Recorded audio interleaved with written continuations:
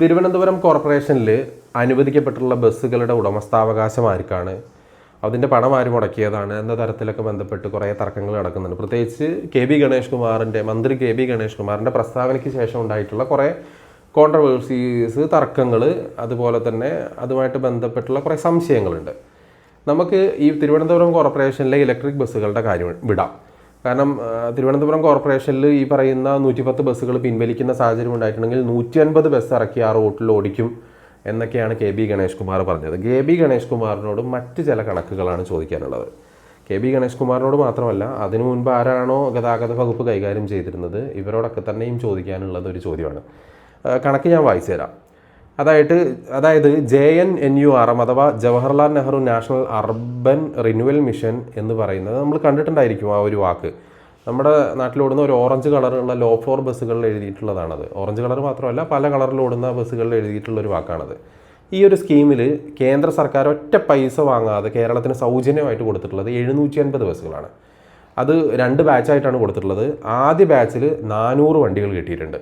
ഇതിൻ്റെ ബ്രാൻഡുകൾ കേട്ടിട്ടുണ്ടെങ്കിൽ നിങ്ങൾ ഞെട്ടും. വോൾവോ ഉണ്ട്, അശോക് ലെയ്ലൻഡ് ഉണ്ട്, ടാറ്റയുണ്ട്. ഇതിൽ 90% ബസ്സുകളും സിറ്റിയിൽ ഓടിക്കാൻ മാത്രം പറ്റുന്ന, അതല്ലെങ്കിൽ ദീർഘദൂര യാത്രകൾക്ക് പറ്റാത്ത നമ്മുടെ കംഫേർട്ടിൻ്റെ പ്രശ്നമല്ല, മറിച്ച് ബസ്സിനെ കൊണ്ട് ദീർഘദൂര യാത്രകൾ പറ്റാത്ത തരത്തിലുള്ള ബസ്സുകളാണ് 90% ബസ്സുകൾ. ദീർഘദൂര സർവീസിന് അത് അനുയോജ്യമല്ല എന്നുള്ളത് തന്നെയാണ് സത്യം. ഇതിൽ ആദ്യ ബാച്ചിൽ കിട്ടിയത് 400 വണ്ടികളാണ്. അതിൽ വോൾവോ 110 അശോക് ലെയ്ലൻഡും ടാറ്റയും കൂടെ 290 ഈ അശോക് ലെയ്ലൻഡും ടാറ്റ എന്ന് പറയുന്നത് ലോ ഫ്ലോർ ബസ്സുകൾ തന്നെയാണ്, പക്ഷേ നോൺ AC ആണ്. പക്ഷേ വോൾവോയുടെ എല്ലാ ബസ്സുകളും AC ബസ്സുകളാണ് കിട്ടിയത്. കേരളത്തിലെ നിരത്തുകളിൽ ഈ ഒരു ബസ് ഒരുപാടുണ്ടായിരുന്ന ഒരു കാലം ഉണ്ടായിരുന്നു. ഒരു പക്ഷേ നിങ്ങൾക്ക് പലരും കണ്ടിട്ടുണ്ടായിരിക്കും. നിലവിൽ ആ ബസ്സുകളൊന്നും തന്നെ കാണാനില്ല. വളരെ റെയറായിട്ട് മാത്രമാണ് ബസ്സുകൾ ഓടുന്നത്. അതുമാത്രമല്ല, ഈ പറയുന്ന പല ലോ ഫ്ലോർ AC ബസ്സുകളും വളരെ ദീർഘദൂര റൂട്ടുകളിലാണ് ഓടിച്ചുകൊണ്ടിരുന്നത്. അതായത് കോയമ്പത്തൂർ ടു എറണാകുളം, അതല്ലെങ്കിൽ നെടുമ്പാശ്ശേരി ടു കോഴിക്കോട് എന്നൊക്കെ പറയുന്ന ദീർഘദൂര റൂട്ടുകളിലാണ് ഈ പറയുന്ന പല ബസ്സുകളും ഓടിച്ചുകൊണ്ടിരുന്നത്. അതിൻ്റെയൊക്കെ ഒരു ഫലമായിട്ട് എന്തുണ്ടായെന്ന് വെച്ചിട്ടുണ്ടെങ്കിൽ ഈ ബസ്സുകൾ പലതും കട്ടപ്പുറത്തായി. KSRTC ബസ്സിൻ്റെ യാർഡുകൾ, ഇപ്പോൾ കെ ബി ഗണേഷ് കുമാർ ഞങ്ങളുടെ യാർഡുകളിലൊന്നും കൊണ്ടിടാൻ പറ്റില്ല എന്ന് പറഞ്ഞിട്ടുണ്ടല്ലോ, ആ യാർഡുകൾ നിറച്ച് കിടക്കുന്നത് ഈ പറയുന്ന ഏകദേശം 700-ന് മുകളിൽ ബസ്സുകൾ സൗജന്യമായിട്ട് കൊടുത്തിട്ടുള്ള ബസ്സുകളാണ്. ഇതിൽ രണ്ടാമത്തെ ബാച്ചിലും ഏകദേശം 150 വോൾവോ AC ലോ ഫ്ലോർ ബസ്സുകൾ, വോൾവോ ബ്രാൻഡിലുള്ള, അതായത് ആ കമ്പനിക്ക് കീഴിലുള്ള ബസ്സുകൾ കൊടുത്തു. Ashok Leyland 120 low floor non ACയും ടാറ്റയുടെ 80 ലോ ഫ്ലോർ നോൺ ACയും കൊടുത്തിട്ടുണ്ട്. ഈ ബസ്സുകളൊക്കെ എവിടെയാണ്? നമ്മളിപ്പോൾ വളരെ വിരലിലുണ്ടാവുന്ന ബസ്സുകൾ മാത്രമാണ് നിലവിൽ KSRTCയുടെ കീഴിൽ നിരത്തിൽ ഓടിക്കൊണ്ടിരിക്കുന്നത്. അപ്പോൾ ഈ ബസ്സുകളൊക്കെ തന്നെയും നിരത്തുകളിൽ നിന്ന് പോയി. ഇതൊക്കെ തന്നെയും യാർഡുകളിൽ വെറുതെ കാട് പിടിച്ച് കിടക്കുന്ന ബസ്സുകളാണ്. അതായത് ഇതിൻ്റെ മെയിൻ്റനൻസും കാര്യങ്ങളും ഒന്നും തന്നെ നടക്കാഞ്ഞിട്ട്. ഇതിൻ്റെ മെയിൻ്റനൻസുമായിട്ട് ബന്ധപ്പെട്ടൊരു കാര്യമുണ്ട്. ഇപ്പോൾ ഈ പറയുന്ന ഇലക്ട്രിക് ബസ്സുകളുടെ മെയിൻ്റനൻസുമായിട്ട് ബന്ധപ്പെട്ട്, അതായത് അതിൻ്റെയൊക്കെ തന്നെയും ബാറ്ററി മാറ്റാനായപ്പോഴാണ് കെ ബി ഗണേഷ് കുമാർ വലിയ വായിൽ പറഞ്ഞത് ഈ ബസ്സുകളൊക്കെ വേണമെങ്കിൽ തിരിച്ചു കൊടുക്കാമെന്നുള്ളത്.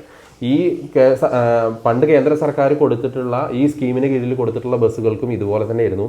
ഇതിൻ്റെ മെയിൻ്റനൻസ് എന്ന് പറയുന്നത് കൃത്യമായിട്ട് ആദ്യത്തെ 3 വർഷം എന്ന് പറയുന്നത് കമ്പനി നൽകുകയും അതിനുശേഷമുള്ള മെയിൻ്റനൻസ് എന്ന് പറയുന്നത് ഈ വണ്ടി ഓടിക്കിട്ടുന്ന ലാഭവിഹിതത്തിൽ നിന്ന് എടുത്തിട്ട് മെയിൻ്റനൻസ് ചെയ്യണമെന്നുള്ളതാണ്. ഈ ഒരു ആനുവൽ മെയിൻ്റനൻസ് ചെയ്യാൻ പറ്റാത്തത് കൊണ്ട്, അതല്ലെങ്കിൽ അതിൻ്റെ ചാർജുകളും മറ്റു കാര്യങ്ങളും പണവും അടയ്ക്കാൻ പറ്റാത്തതിൻ്റെ പുറത്ത് കമ്പനികൾക്ക് ഈ പറയുന്ന സാധനം മെയിൻറ്റെയിൻ ചെയ്യാൻ പറ്റിയില്ല. അതായത് ഡീസൽ വണ്ടികളാണ് ഇലക്ട്രിക് വണ്ടികളെക്കാൾ ലാഭത്തിൽ എന്നൊക്കെ പറയുന്ന കെ ബി ഗണേഷ് കുമാർ വ്യക്തമാക്കേണ്ട കാര്യമാണ്. ഈ പറയുന്ന ലോ ഫ്ലോർ ബസ്സുകൾ ഇതൊക്കെ തന്നെയും ഡീസലിലും മറ്റും ഓടിക്കൊണ്ടിരുന്ന വണ്ടികൾ തന്നെയാണ്. ഈ ബസ്സുകളൊക്കെ തന്നെയും എന്താണ് ചെയ്തിട്ടുള്ളത്? എന്തുകൊണ്ടാണ് ഇതിൻ്റെ ആനുവൽ മെയിൻ്റനൻസ് നടക്കാതെ പോയത്? അതിനുള്ള പണം എന്തുകൊണ്ടാണ് ഈ വണ്ടികൾ ഓടിയിട്ട് കിട്ടാതെ പോയത്? ഈ വണ്ടികളൊക്കെ തന്നെയും നിലവിൽ കട്ടപ്പുറത്ത് യാർഡുകൾ, KSRTCയുടെ യാർഡുകളിൽ കിടക്കുന്നതിൻ്റെ കാരണം എന്താണ്? ഇതിനൊക്കെ തന്നെയും ഉത്തരം പറഞ്ഞതിന് ശേഷം വേണം ഈ പറയുന്ന കെ ബി ഗണേഷ് കുമാർ 150 വണ്ടി ഇറക്കുമെന്നൊക്കെ വിടുവായുത്തരം പറയാൻ വേണ്ടിയിട്ട്. ഒരുപക്ഷെ 150 വണ്ടി ഇറക്കുന്ന സമയത്ത് കെ ബി ഗണേഷ് കുമാറിന് വല്ല കമ്മീഷനും കിട്ടാനുണ്ടാവുമായിരിക്കും. അതാണല്ലോ നിലവിലുള്ള വണ്ടികളൊക്കെ ഒന്നും തന്നെ പ്രോപ്പറായിട്ട് മെയിൻറ്റെയിൻ ചെയ്യാതെ നല്ല നെടുനീളത്തിൽ 150 വണ്ടികൾ ഞങ്ങൾ വേണമെങ്കിൽ ഇപ്പോൾ ഇറക്കും എന്നൊക്കെ പറയുന്നത്. ശമ്പളം കൃത്യമായിട്ട് 1-ാം തീയതി കൊടുക്കാൻ പറ്റാതിരുന്ന ഒരു ബോർഡ്, അല്ലെങ്കിൽ പെൻഷൻ എത്രയോ കാലങ്ങളായിട്ട് മുടങ്ങിക്കൊണ്ടിരുന്ന ഒരു ബോർഡ്, ഇതിനൊക്കെ പുറമെ തന്നെയും പ്രോപ്പറായിട്ട് ഡീസലിനോ അല്ലെങ്കിൽ ഈ പമ്പുകളിൽ പണം കൊടുക്കാത്തതിൻ്റെ പേരിൽ കുറേ പ്രശ്നങ്ങൾ നേരിട്ട് കൊണ്ടിരുന്ന ഒരു ബോർഡ്. ഈ ഒരു കോർപ്പറേഷൻ KSRTC എന്ന് പറയുന്ന ഒരു വെള്ളാന അല്ലെങ്കിൽ ഒരു താപ്പാന ഇപ്പോൾ 150 വണ്ടി വാങ്ങുമെന്നൊക്കെ പറയുന്നത് കേവലം കമ്മീഷൻ അടിക്കാൻ വേണ്ടി മാത്രമാണ്.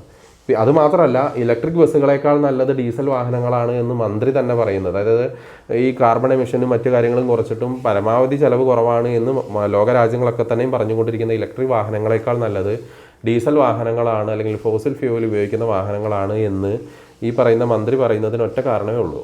ഈ പറയുന്ന ഇന്ധനത്തിലും അല്ലെങ്കിൽ ഇന്ധനം മുക്കിയ വകയിലും ഒരുപാട് തട്ടിക്കാൻ സ്കോപ്പുള്ള ഒരു മേഖലയാണ് ഈ പറയുന്ന ഗതാഗത മേഖല, അതല്ലെങ്കിൽ ഈ പറയുന്ന Kerala state road transport corporation മേഖല എന്ന് പറയുന്നത്.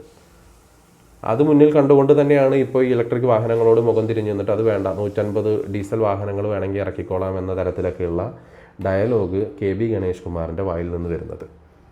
അപ്പോൾ KB ഗണേഷ് കുമാർ ചെയ്യേണ്ട കാര്യം എന്താണെന്ന് വെച്ചിട്ടുണ്ടെങ്കിൽ, ആദ്യം ആ കട്ടപ്പുറത്ത് കിടക്കുന്ന, അതല്ലെങ്കിൽ യാർഡുകളിൽ പൊടി പിടിച്ചും കാട് പിടിച്ചും കിടക്കുന്ന വണ്ടികളുണ്ടല്ലോ, അതിൻ്റെയൊക്കെ മെയിൻ്റനൻസ് സമയബന്ധിതമായി പൂർത്തിയാക്കിയിട്ട് അതൊക്കെ തന്നെ റോഡിൽ ഇറക്കാനുള്ള പരിപാടികൾ നോക്കുക.